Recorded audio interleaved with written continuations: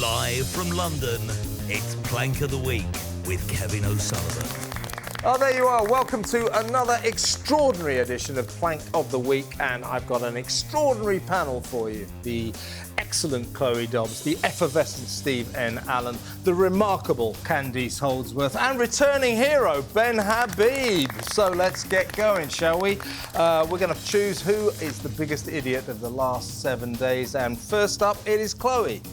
Keir Starmer. He's here every week, it would seem, because every week he provides us always with start with Keir, more don't we? entertainment. And this time, well, first of all, we've had Donald Trump slamming his stupid Chagos deal. Finally, Trump has had the guts to say how ridiculous it is. But more importantly, Keir Starmer has approved the Chinese super embassy plans, which we all know is being used or is going to be used for espionage. Yeah. How convenient that they need to have all of these secret underground rooms which they needed to redact from the plan so we couldn't see them. I wonder why. And conveniently, they want to change the wall between the rooms and all those fibre optic cables with sensitive data leading to the city. I wonder why. They've also got these heat extraction systems in those underground rooms, which conveniently can be used to help power the super energy intensive espionage computers that they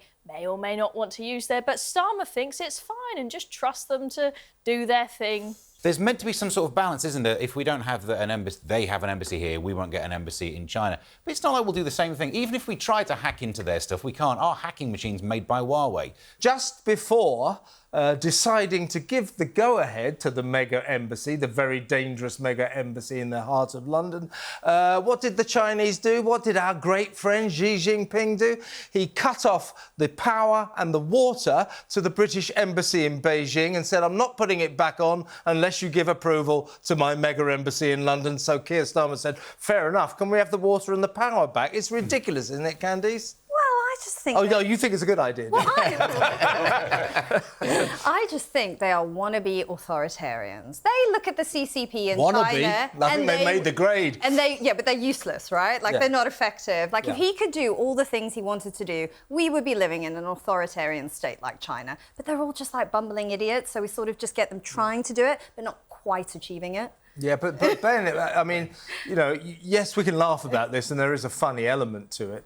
But this is serious. What we've got a Prime Minister here who, in 2 cases of serious security issues, has been told, don't do this. Don't give away the Chagos Islands. It will be a threat to national and Western security. Don't, for God's sake, let the Chinese have this embassy in the heart of London. Who told him that? MI5, our intelligence services, and he just ignored them. This guy is a danger to this country. He is a danger, and I think he hasn't woken up. If he's just pure stupidity that's driving him, he hasn't woken up to the fact that the geopolitical situation has changed dramatically in the last 2 or 3 years. China cannot be regarded as it used to be regarded as a country with which we should trade in order for global prosperity and betterment. That was the kind of line that Blair was pushing. But now we have China spying on the UK, having been proven to be spying on the UK last year, putting people very close to Prince Andrew.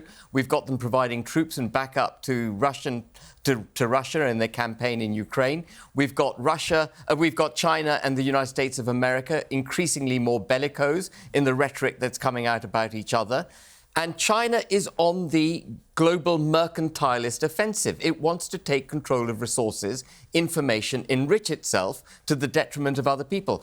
The whole dynamic of global security has changed. And at a time that it's changed for the worse, we find our Prime Minister practising what they thought was a good idea 30 years ago.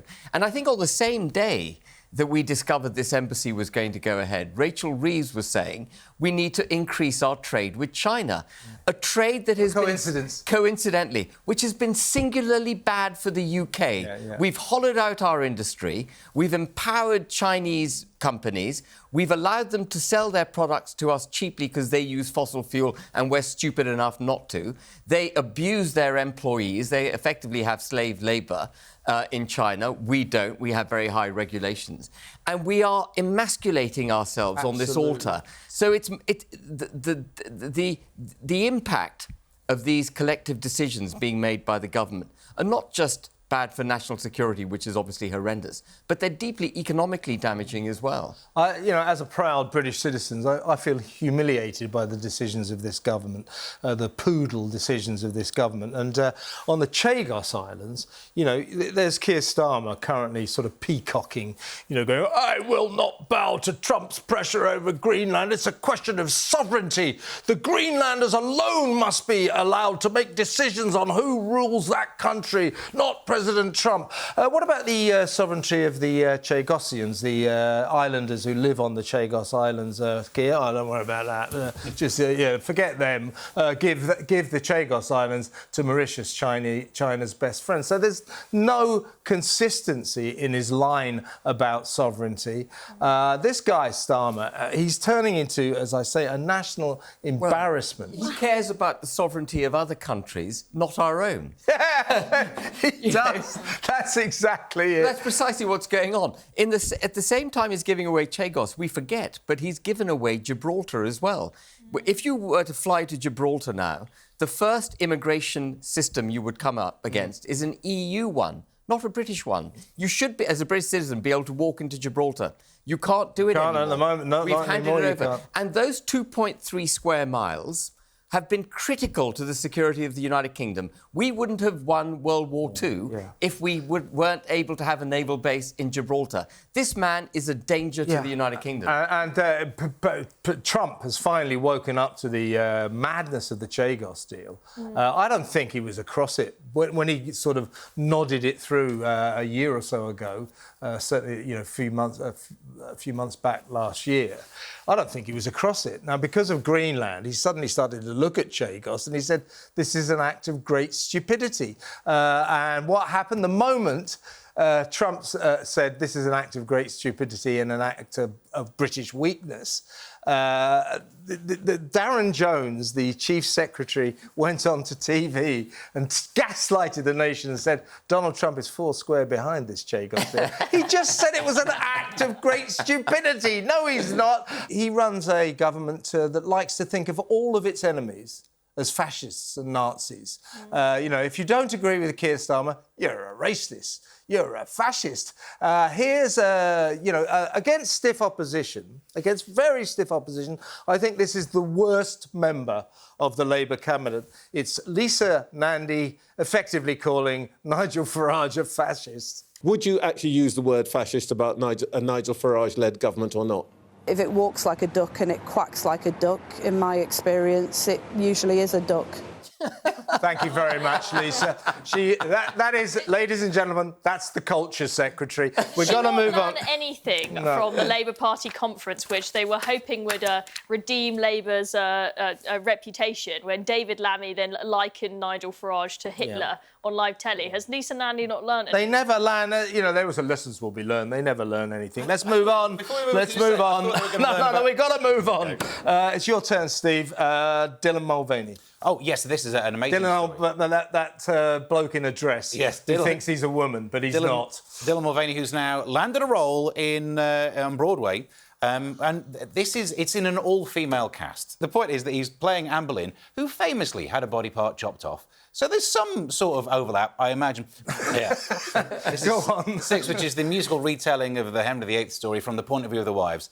So it's a lecture with songs, isn't it? I mean, you're going to get to the end of it. A lecture with songs. Be like, oh, are men bad? But it's an all-female production. Dylan Mulvaney is not a female. I don't believe in these all-female casts. I think you should have the best person for the role rather than this positive discrimination. But if you are going to have an all-female cast, actually stick to what you say and make it all-female. I mean, it's just utterly ridiculous. And they've been...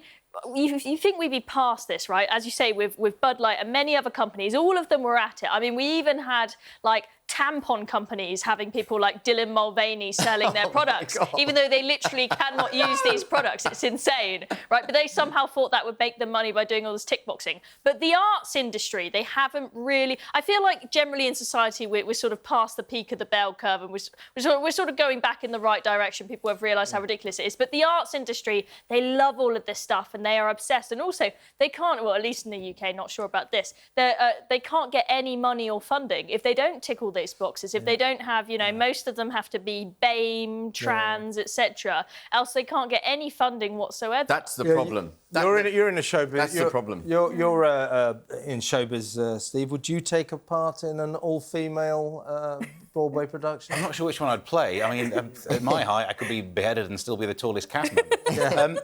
Your luscious hair. It's gone already. They missed just by that much. The problem is, though, you're right. They're doing this because it's in the arts, and the reason you even get a musical made is because it's an all-female cast. If you just made a musical that was a musical, you can't get that done anymore. No. So it's all about what they perceive to be the underdog getting championed. So they'll love this casting. Plus, also, if they just cast the actress who should get the gig, no one would talk about it. Yeah. Whereas now it's all over the newspapers. The people who love it will love this. The people who hate it are publicising it to the people who love it. And all the woke journalists will give it a rave review, and it'll last about 3 weeks because the public will hate it. You're about to say something, Ben. Your thoughts? Well, no, I was just going to say go woke, go broke, I think. Yeah, exactly right. Exactly. That's how it was coined after that Bud Light ad. That was what caused that phrase to be coined. And, go woke, go broke, Broadway. No, the most offensive thing he did is when he modelled sportswear, women's sportswear. Yeah, I mean, what does he need sportswear for? I mean, he's as flat as an ironing board and he's in a sports bra. As you said, Ben, go woke and you go broke. Candice, let's move on with you. I like your nomination. Take it away. It's Craig Guildford. The world's worst cop.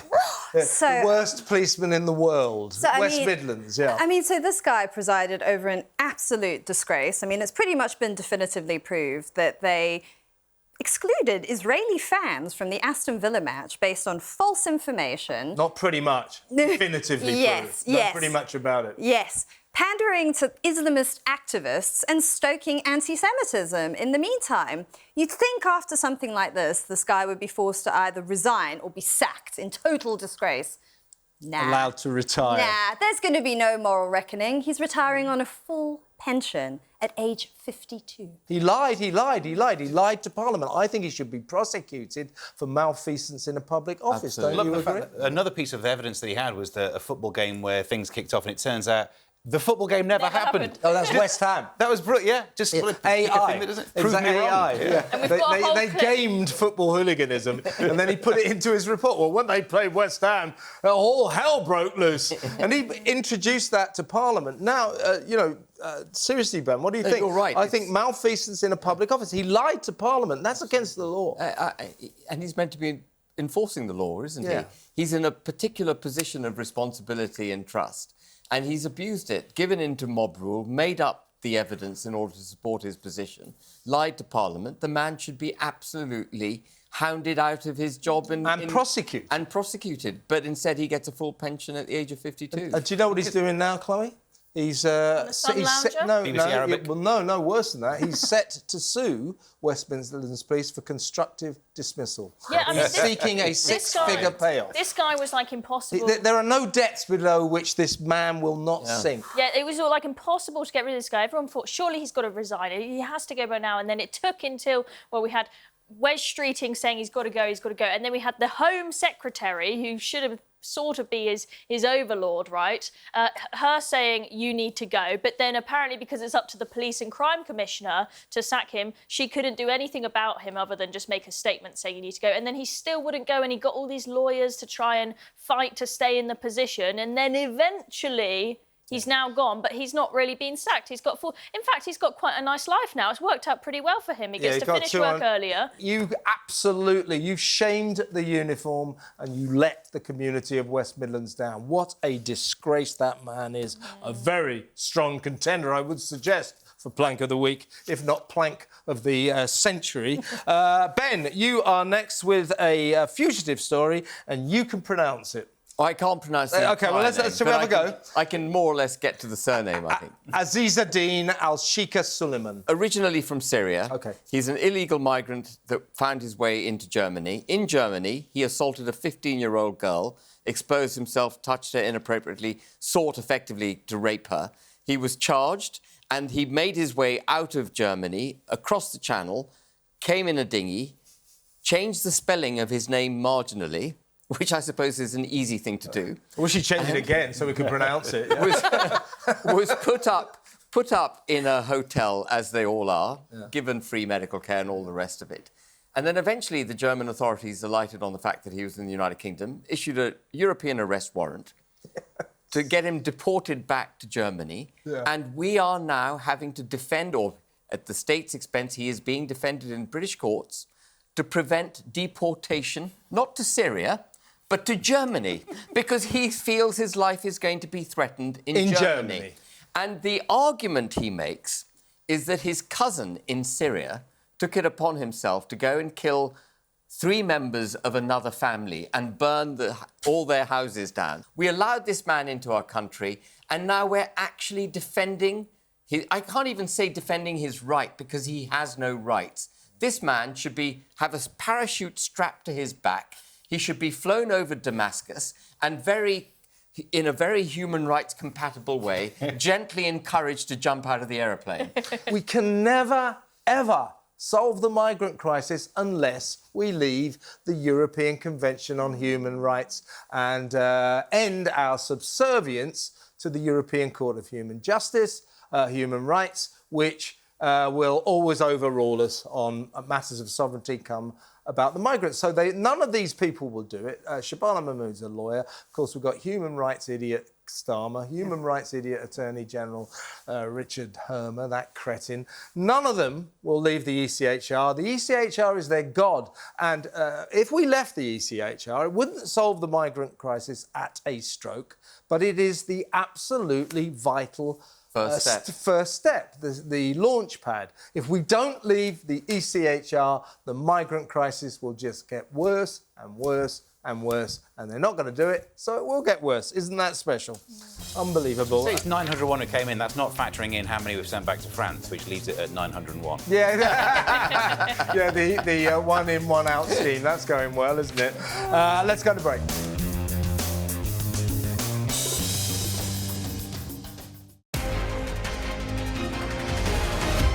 Live from London, it's Plank of the Week with Kevin O'Sullivan. Welcome back to Plank of the Week. I'm Kevin O'Sullivan. What a fantastic panel I've got this week. Now, it is my turn, actually, to nominate the people I think have been the biggest idiots of the week. The Beckhams, Posh and Becks. They're having this huge feud with their eldest son, Brooklyn. Victoria Beckham, his mother, hijacked the bridal dance. So it was, there's the... Well, I'm not sure that's it, but there she is. That's Posh. Anyway, instead of Brooklyn all set to dance with his new bride, shoots Victoria, his mother, and grabs the dance. And he's accusing her of actually dancing with him inappropriately, nuzzling his neck and everything. So it's pretty vicious stuff. Brooklyn is accusing his mum of dancing with him inappropriately. Yes. These people are lunatics. I know. Well, listen, my point... mother has never danced appropriately. Yeah. She shouldn't be on the dance floor. Yeah, but nuzzling his neck like she's his girlfriend or something. Very, very strange. So anyway, I'm going to put my cards on the table. Maybe I'll go around the panel. I'm Team Brooklyn. He's a 27-year-old man-child. And he's trying to sort of break free from the shackles of brand Beckham. And he issues this astonishing 6-page statement, there it is, just tearing his parents apart. That's from the notes page of his iPhone. Yeah, no, it goes on and on and on. And he didn't write it, but it's very well written. And he just said that he's been controlled, basically coercively controlled from the moment he was born in service to brand Beckham. And he's had enough and he's breaking free. And I know what those two are like. So I'm Team Beckham. What are you? I'm Team Beckham? No, I'm not Team Beckham. I'm Team Brooklyn. What are you, Chloe? Team Brooklyn or Team Posh and Becks? I'll go... You haven't thought about this, have you? I'll go for Team Beckham, just in that the accusation saying, oh, my mother danced with me inappropriately when she just probably was, just trying to have a dance. Yeah, just being mum. That seems a little bit victim mentality to me. Well, only Brooklyn's got the evidence. He's got the video. No one else has got it. At some point, I expect he'll sell that for a great deal of money. Candice, are you Team Brooklyn or Team Sir David and Victoria? I'm Team Victoria because I am the mother of 3 boys, and I know that that's going to be not necessarily a reason. A lot of people are mothers. No, hear me out. That is going to be my fate one day. I am going to be the embarrassing mother-in-law. You're not going to hijack your kids' bridal dance, are you? It's the fate of all mothers of boys. Mothers of girls will never know what we have to go through. I've heard so many horror stories of the mother-in-law being blamed for everything at the wedding. And I mean, I already have a few too many and embarrass myself, so I know that I'll be the same then. Ben, which team are you on? I'm neither. I'm Team Peltz. Peltz. I had a look at that photograph and thought, my goodness, she is utterly gorgeous. Why would this guy not stick with her? Well, there's another reason, don't you, Steve? Now, one of the reasons that David and Victoria aren't keen on the Peltz family is while David and Victoria have, to be fair, accrued quite a fortune, hundreds of millions of pounds, just selling their backsides, really. Look, it's me, you give me some money. God knows why. But they've racked up a lot of money, hundreds of millions of pounds, but compared to the Peltzes, they're paupers, absolute paupers. The Peltzes are billionaires, and apparently Posh and David do not like that position. Yeah, I mean, this is delightful. It's great, it's hilarious. I don't know which team I'm in because I'm just enjoying it and sitting back with popcorn. I like the fact that the universe has balance, right? When these Nepo babies get absolutely everything, don't they? All the opportunity, the privilege, all of that. And it's just nice that they have a bit of a bad time. They've got embarrassing parents who ruin their life. Yeah. I'm all for that. Yeah, and David Beckham turned up at Davos at the World Economic Forum for reasons that escape us. And was asked about it. No comment, as if it's a really important story. You're going to defend Greenland or something? Let's move on. Chloe, you got the NHS. This is a good one. Yes, the NHS are fans of cousin marriage once again. So some of you may remember that previously they put out some very controversial guidance about cousin marriage, basically being like... It's first cousin. You have to express it's first cousin. First cousin marriage. Oh, it's so fantastic. Just like Iqbal Mohammed said in the Commons, it's strengthening family bonds. Now, that got taken down after some controversy, but they've put out some new guidance now telling the midwives that actually the risks of cousin marriage, they're overplayed, they're exaggerated, it's really not that bad.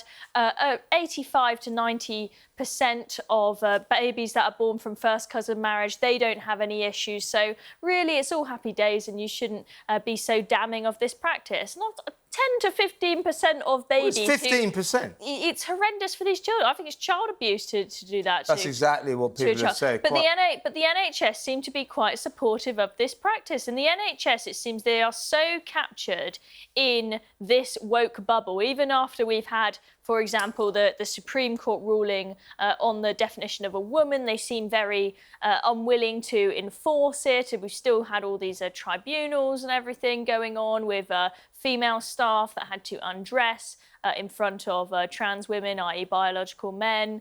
And the staff, they're obsessed with their rainbows and all sorts and cousin marriage. Yeah, I know, it's ridiculous. There was an MP whose name escaped me who... So Iqbal Mohammed? There's I think it might be him, yeah. It was an MP, one of these independent MPs for Gaza. Mm-hmm. The Tories, to their credit, have been waging a very passionate campaign to have first cousin marriage banned because, as Chloe quite rightly says, this is not up for debate. This is a fact. First cousin marriages, when they produce children, 15% of the children born of first cousin marriages will be deformed, born with birth defects. 15%. And we, as a country, say, oh, carry on, because that's a sacred Muslim tradition. That's, as Chloe said, that's child abuse, isn't it, Ben? Well, it's absolutely horrendous. It's barbaric. It shouldn't happen. We stopped doing first cousin marriages hundreds of years ago because we recognised it wasn't a way forward. But it's not actually illegal in this country. No, it isn't illegal. But you know, what you're revealing, Kevin, is our cultural practices, which evolved over hundreds of years and which we all observed without needing laws to inform us about them, are now being set aside to the point where we now need to take legislative action to protect sanity.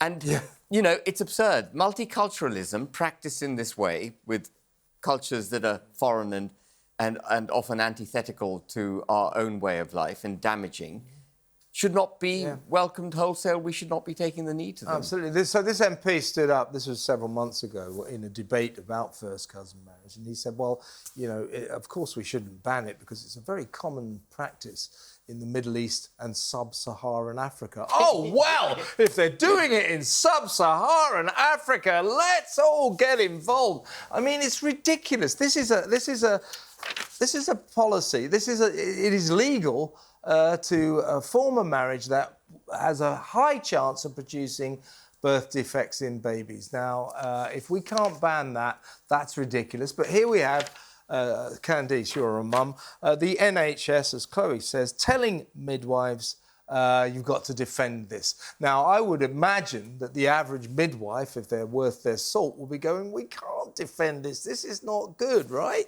It's just amazing how low they'll stoop on the NHS. I mean, I remember when, for a while, they tried to push chest feeding instead of breastfeeding. Yeah. I mean, they've just departed from all common sense. Pregnant people. All common sense whatsoever.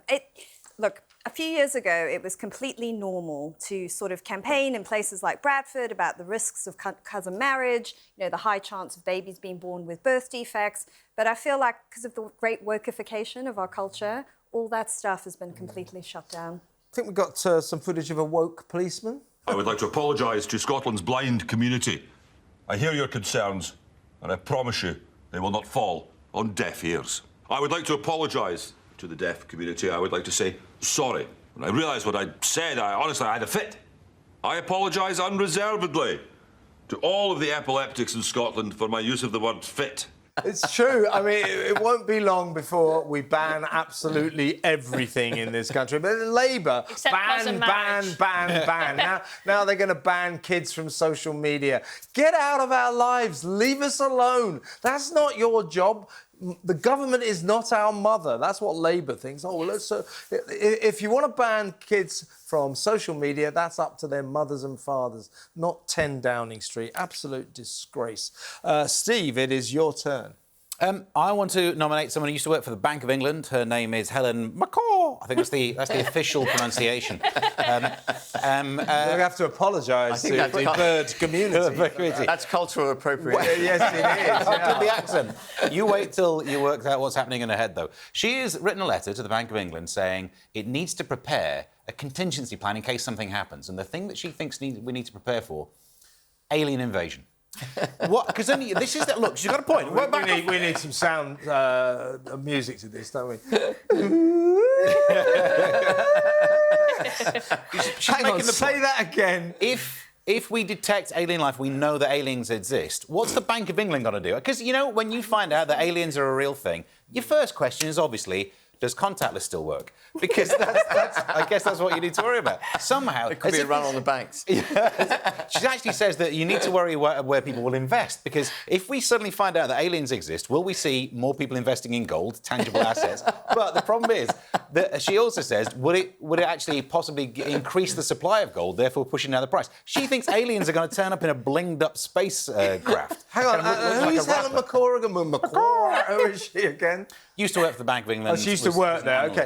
I can just imagine... wasted a lot of time. She's probably fired for good reason. Yeah, let's hope so. Yeah, so I can imagine a UFO sort of landing, you know, green men getting out and go, sure, let's have a look at... Shall we stay on Earth? Shall we examine this new world?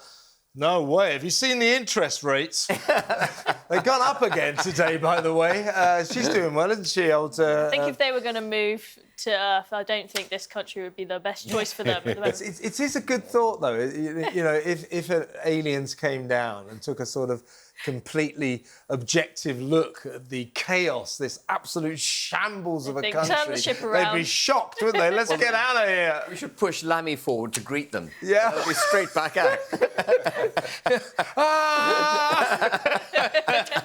No intelligent life detected. Exactly. There are no signs of intelligent life. And then they'll see the first Thank you, Mr. Lammy. Evolution's not going great here. Exactly right. Shall we go to break?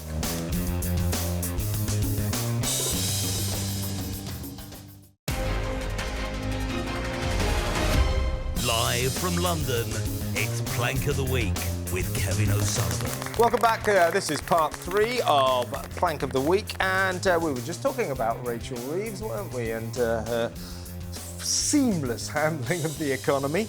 And Candice, you'd like to nominate her. What for this week? Well, our excellent Chancellor. I mean, she just stacks up the wins. Win after win after win after win. This week, some figures came out from the ONS showing that they're very foolish and that everyone warned them about. Tax on jobs has meant that the British economy has lost something like 250,000 jobs, particularly amongst young people. So these are jobs, you know, in retail and pubs and things like that. A not very bright 6-year-old would have told you, if you make it more expensive to give someone a job, they're not going to create that job. But socialists never listen, and they repeat history ad infinitum, and here we go. And she won't listen, and no one's going to do anything about it. It's just going to carry on and on and on and on. Absolutely. And Ben, you know, we hurl out these insults to prime ministers and chancellors of the Exchequer perennially, always. So a lot of people are saying Keir Starmer was the worst prime minister ever. They tend to say that about every prime minister. Well, they have got successively worse. Well, what I'm saying is, yeah, that's true.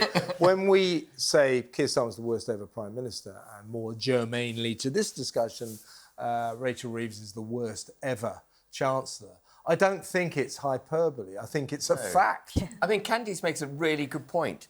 You know, if you want to deter someone from doing something, you penalise them. If you break the speeding limit, you're fined, aren't you? Yeah. So if you earn money, and every time you earn money, you get fined, and that fine increases, you're going to stop earning money. You're going to stop seeking to earn money. You're going to stop making the jobs that are required to generate that wealth, and the country will get poorer. It should be a statement that's obvious to a Chancellor of the Exchequer. But, of course, if she had her background in the back offices of, you know, Bank of Scotland or was it the Bank of England? Perhaps the Bank of England. Halifax as well. Halifax. Rachel from Accounts. Yeah, she was actually Rachel from Complaints. Yeah. She used to, for the Halifax, she used to deal with complaints. Yeah, well, she has to deal with a few now as well. Yeah.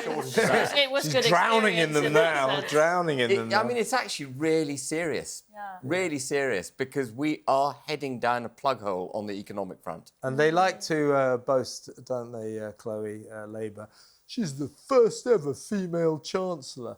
Yeah, and Labour one day, probably take about another 100 years, they might get round to having a female leader. Yeah. Socialists definitely see men as leaders and women to follow, and she tried to before the budget, when she knew she was going to be disappointing us. She started doing these puff pieces. She went to the FT and moaned about how, I just get a load more criticism than anyone else because I'm a woman and everyone criticising me is just a misogynist. And Kemi Badenoch, to her credit, at the dispatch box said, let me tell you, woman to woman, it's got nothing to do with that. It's just because you're incompetent. I mean, as Candice and Ben have pointed out, you know, a little kid could figure out that if you massively tax hiring people, especially, I mean, you know, for places like pubs where they hire loads of people on minimum wage, you give them a huge minimum wage hike and a national insurance rise. Of course, it's going to kill the jobs market, especially for the under 25s. Nearly half of the jobs that have disappeared off payroll are under 25s. And do you remember when they had that slogan, "Get Britain Working"? And that was their whole thing is, we're going to get everybody in work, everyone's going to be off benefits, the jobs market is going to be booming. And then their economic policy completely contradicts it. But the thing that's even more laughable is the fact that she, in her incompetence, is the best that they've got. That's why she's still there. They can't. Can you imagine if you had Ed Miliband or Angela Rayner or David Lammy running the economy? And the same goes for a Prime Minister. Keir Starmer is the best that they can find. Careful what you wish for. There is serious talk at Westminster that possibly within a month, it doesn't bear thinking about, Crazy Ed, Mad Ed Miliband will be Chancellor. And then 90% of the budget will be on net zero. Can you imagine? I look at this government, I just think, what on earth are you doing? But Ed Miliband, you know, he should be in a padded cell. All the arguments that we've made here that a 6-year-old can understand, you know, the government understands it when they're talking about a sugar tax. They have that thought. They know, that, let's do this tax, it makes less of this happen. They definitely understand that, but just for some reason have it partitioned in their head where they can't think these two thoughts at the same time. Yeah, and one of the problems is that Keir Starmer is notoriously economically illiterate. So he's one of those prime ministers that just sort of takes advice from everybody else and then doesn't really understand it. So he's been dictated to by a desperate woman, Rachel Reeves, whose policies now are all about her trying to hang on to her job, and what she's created with these constant bowing to welfare demands. Britain has now become a welfare system with a country attached, right, Candice? It has. Look, this is what happens, though. They have no respect for business, for enterprise. I mean, I remember a friend of mine who was involved in the Labour movement, and he said to me, and it's always stuck with me... Got a friend in the Labour movement? Yes, Get I off do. The show. I mean, like, our relationship is difficult now. It's difficult. Yeah. He said to me, what always amazed him is the lack of business experience. And he said, not just running like a big company. He said, like, having a cafe. Like, very, very few of them have done stuff like that. Most of them come from the activist world or the charity world. The SPADs. Yeah, all of that. So they have almost zero insight what it's like to have to make payroll at the end of every month. What party politics is morphed into is a requirement to toe the line as opposed to be an independent, fearless thinker and debater. And over the years, also, I think European Union membership has made our parliamentarians mouthboxes for legislation that's been made elsewhere without really understanding that they're the ones who are representing the people, that they've got to make decisions in the democratic majority interest. Sure. And so all of that needs to be relearnt. And actually, I think, if I may say so, it is being relearnt, which is why you're seeing such a change in the way the electorate are behaving, but also political parties. They're being ripped apart. Yeah, they are. The two-party system's done. Advance UK is going to be the next government. And who's the leader of Advance UK? That's me. Oh, really? What a coincidence. What a coincidence. But you are part of the new firmament, Reform UK, we are. Advance UK. People are rebelling against the two-party system because it's tragically let us down. Now, even a titty whisperer is doing quite well in the polls. It's gotten that bad that a man that hypnotises women to make their boobs bigger is zooming up in the polls. You know that Starmer's doing pretty terribly. You're talking about David Paulden, aren't you? He's promised growth, but not the economy. David Paulden, the man who pretends he's got a cool name, Zach Polanski. People go, Polanski is the name of his grandfather who's fled Germany. OK, fair enough. What about Zach? You know why he chose Zach? Because he thinks it's cool. Yeah. Simple as that. He said it's named after some character in a film. This is a guy with a boring little name. He's a boring little man, come to think of it. David Paulden, who thought, if I'm to get somewhere, I've got to have a cool name. Zach Polanski. So good luck to him. By the way, he won first prize in the Plug Beano lookalike contest. But let's move on. If I was to give a special award to a single living person who has done the most to destroy modern Britain, it would be Ben's nominee. Who are we talking about, Ben? Well, we're talking about Tony Blair, who laid the foundations, I think, for the destruction of this country with all the constitutional changes he made. But the other thing Tony Blair did, which we mustn't ever forget, is he launched, in my mind, even though inquiry after inquiry failed to conclude in this way, he launched an illegal war against Iraq, which absolutely tore apart what was a very finely, perhaps not a very civilised, but a very finely balanced ecosystem in the Middle East. And now what we've got in the Middle East is a complete basket case. And centrally at the heart of that, the causes of that, was the Iraq War in 2003, without a shadow of a doubt. Yeah. The balance which he lied his way into. Which he lied his way into. Hundreds of thousands of people were killed. We got Al-Qaeda being formed as a result of that. We got ISIS, which followed thereafter. We've had Al-Qaeda came before, ISIS was formed after that war. And so Tony Blair is a bad, bad man. And I call him the devil of British politics. But he's particularly bad when it comes to the Middle East. And so it's staggering to see that Donald Trump, who's formed a committee, mostly of Americans, I think solely of Americans, with the exception of Tony Blair, for the reconstruction of Gaza, which in itself I think is a great thing to do. There has to be some thought that goes into what happens to a post sort of bombed Gaza. We've got to reconstruct it if we want to avoid Gaza becoming a hotbed for terrorism again. So that's a great initiative. But why he's put Tony Blair on it is beyond me. Now, I don't know if it's possible. That's a photograph you've got of Tony Blair there. And I think the reason we need to conclude he's a plank is because his own physique and appearance represents the harm and destruction which his career has done throughout his life. He has morphed into the devil that I call him. And you can see that there. Surely you can see that. It does look kind of the embodiment of evil, doesn't he? Yeah. Now, this is the guy, don't forget, Chloe, that when he was finally turfed out of being Prime Minister, remember that speech in Parliament? That's it, the end. It was quite good, I must say. And then he handed over the reins to that useless dork, Gordon Brown, who screwed it up in spades for about 3 months before being kicked out. His first job after that, he was appointed international peace envoy to the Middle East, and he had a big office in Jerusalem.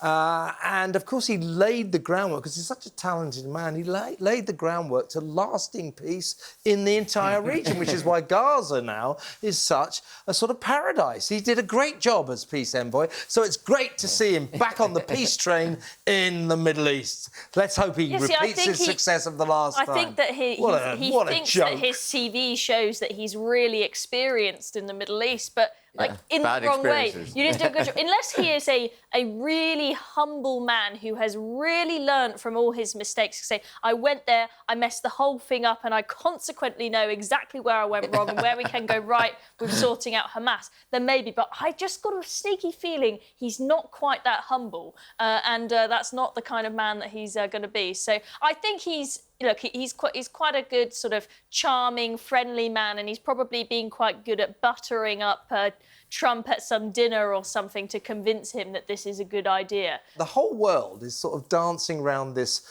deliberately choreographed delusion that we've achieved peace in Gaza. It is on fire. They are fighting like rats in a sack there. There is no peace. The only difference before this alleged peace deal and now was before we said it was a war. Now we say it's peace. It's the same. They are fighting. It's not peace. Rebranded, the ceasefire. Yeah, rebranding war into peace. Yeah. Well, although, I mean, to be fair to Donald Trump, this was the week when he said he's no longer focusing mainly on peace and hires Tony Blair for the Middle East. Yeah. So he's on message. Yeah. To your point that his CV, he thinks his CV means he's the man for the job. It's like Fred West thinking his CV means he should be hired to do your patio. It's a win-win. Me, peace envoy to Greenland. What do you think? Let's go to break.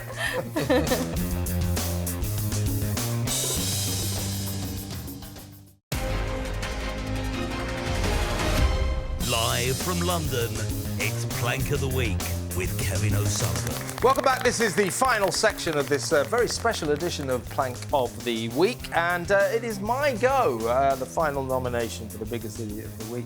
Actually, it's already been nominated once. It's the NHS.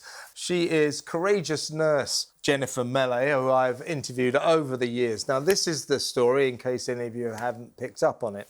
Back in May 2024, she is a dedicated nurse of 12 years' experience. In came a prisoner, released from prison for special treatment, shall we say, in his nether regions. It was an intimate operation. This guy, 6 foot tall, a paedophile, convicted paedophile, serving time for child sex abuse, demanded to be addressed as a woman. Was identifying as a woman.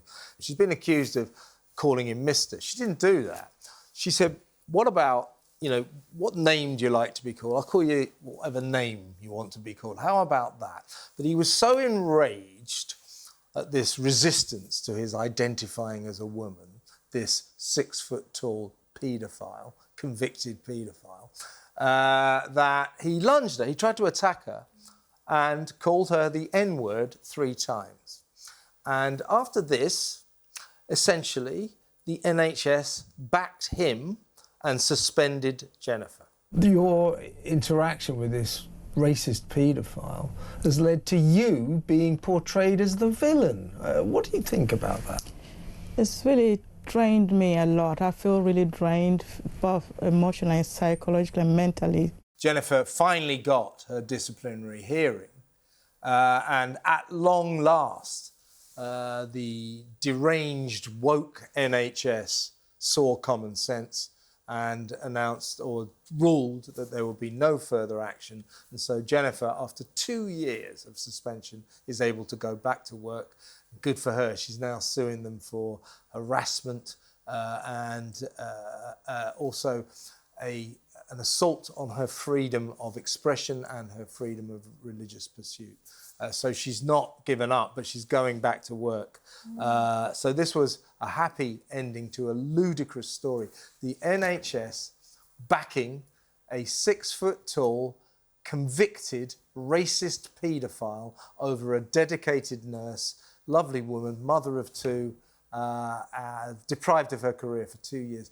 NHS, you should hang your head in shame. You really should. I just think that there is a common theme here where in this country we always seem to, at the moment, treat wrong-uns like victims and victims like wrong-uns, okay? And it's not just this story. I mean, Ben, of course, has had the story of the migrant who has been, you know, a sexual predator. Always back the bad guys. And, of course, we're backing them. We've had, over the past few weeks, we've had the story of the guy in prison, the Islamist double murderer, being handed 240 grand of taxpayer cash. We've had the guy in Guantanamo Bay being handed cash because he was tortured, and of course, he says he was tortured. And of course, people who break into this country illegally, they get all the perks, whilst the good Brits that go to work every day, they get the the fag end of it all. And clearly, here she is the one who has been a victim. Obviously. She's been a victim of racism, and this guy nearly attacking her.